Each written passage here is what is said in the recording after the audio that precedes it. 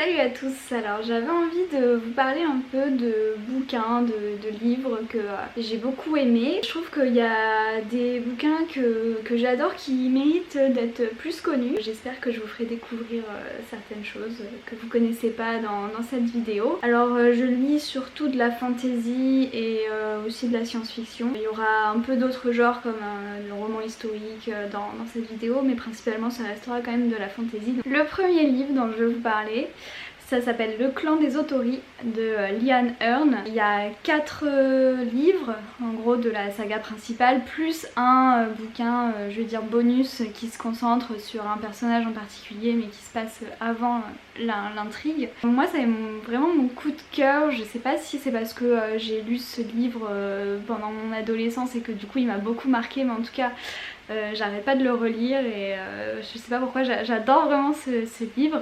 Ça se passe dans un Japon féodal. Une communauté est persécutée pour ses croyances et on est témoin du massacre d'un village d'un petit garçon qui sera sauvé par un seigneur et qui sera par la suite adopté. Donc on va suivre son histoire et celle d'une jeune fille qui a été retenue captive par un autre clan.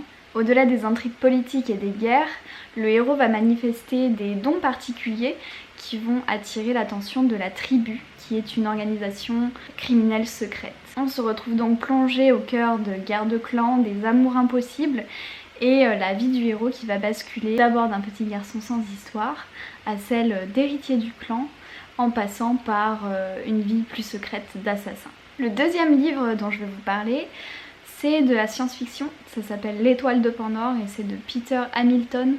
Il y a 4 livres en français. L'Étoile de Pandore, c'est le premier de la saga du Commonwealth. Pour vous parler du monde, donc c'est une saga spatiale. Les hommes ont colonisé plusieurs planètes reliées par des trous de verre. Alors j'ai regardé sur Wikipédia, il y a à peu près 108 planètes.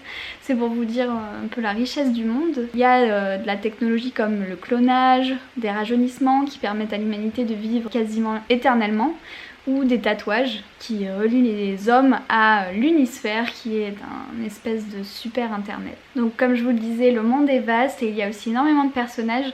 C'est ce que j'ai aimé dans ce livre parce qu'on sent vraiment qu'il y a une richesse dans l'univers et du travail autour des personnages. Il y a plusieurs scénarios parce qu'on suit plusieurs personnages. L'intrigue principale vient du fait qu'un astrophysicien va se rendre compte que 2 étoiles observables vont tout à coup disparaître, laissant supposer qu'elles ont été emmurées. La question qui va se poser, c'est est-ce qu'elles se sont emmurées elles-mêmes pour se protéger d'une menace extérieure qui pourrait potentiellement devenir la menace pour les mondes humains, ou est-ce que ces planètes étaient elles-mêmes la menace et donc ont été emmurées par une intelligence ou une espèce extraterrestre encore inconnue des humains.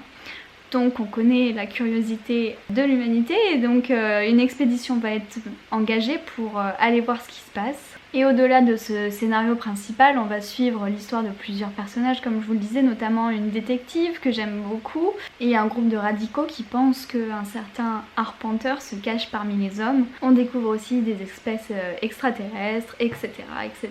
Il y a plein de choses à découvrir sur ces bouquins. Troisième livre dont je vais vous parler aujourd'hui, c'est une série de 20 livres en version française qui s'appelle L'Assassin Royal de Robin Hobb.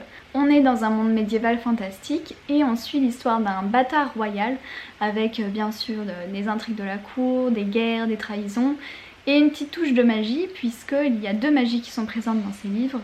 Il y a ce qu'on appelle l'art qui est la capacité de communiquer par l'esprit et le vif qui est une magie détestée par la plupart, qui consiste en fait à se lier avec un animal et pouvoir communiquer avec lui. Le héros va être formé à devenir l'assassin du roi, mais on se rend vite compte qu'il y a des choses bien plus importantes qui sont en jeu avec l'arrivée de 2 prophètes qui viennent de cités lointaines et qui prétendent savoir comment modifier le cours des choses pour mener à un monde meilleur ou pas. Petit plus dans ces livres, il y a un loup et des dragons et ça on aime forcément. Il y a peut-être des livres que vous connaîtrez déjà dans ce dont je vais vous parler dans cette vidéo. Le prochain est assez connu d'ailleurs, c'est un roman historique qui s'appelle Les Rois Maudits de Maurice Druon.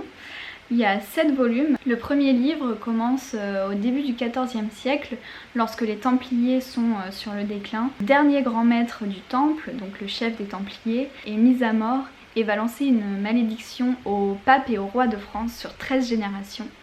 Donc ça reste romancé, mais en effet sur les prochaines générations après Philippe le Bel, on se rend compte que elles vont jouer de malchance et il y a beaucoup de rois qui vont succéder sur le trône avec un trône instable, des rois qui meurent jeunes et des guerres avec l'Angleterre. Donc les personnages du roman ont vraiment existé. J'ai pas cherché à vérifier ce qui est vrai du faux, mais l'intrigue est prenante et en plus on en apprend sur cette période de l'histoire, donc c'est intéressant. Autre livre dont je voudrais vous parler, on retourne sur de la fantasy cette fois-ci avec une grande révélation puisque c'est le bouquin que je lis en ce moment et vraiment j'ai adoré. Ça s'appelle Les Archives de Rochard de Brandon Sanderson.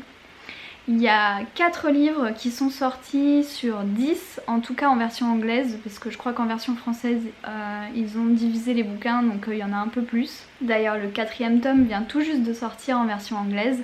Rochard est la planète sur laquelle se déroule l'histoire, elle est balayée par des tempêtes qui marquent les saisons. Le monde ne suit pas une évolution linéaire comme la nôtre, mais est marqué par des cycles de destruction et de renaissance. Au-delà de la guerre qui fait rage depuis des années pour venger l'assassinat d'un roi, on se rend compte qu'il y a des choses bien plus importantes qui sont en jeu puisque après plus de 4000 ans, la période de désolation semble revenir. Des éléments du passé refont surface, l'ordre des chevaliers radieux est synonyme du retour de certains pouvoirs qui ont été jusque-là oubliés. Ce que j'adore dans cette série, c'est la richesse de l'univers, encore une fois, que ce soit donc au niveau des plantes et des animaux qui diffèrent des nôtres, l'histoire du monde, les religions, les différentes civilisations qui peuplent la planète, aussi le travail autour des héros et la quantité de personnages qu'il y a. Il y a par exemple des milliers de spren, alors c'est le mot anglais, parce que j'ai lu les bouquins en anglais, donc je sais pas quelle a été la traduction dans la version française.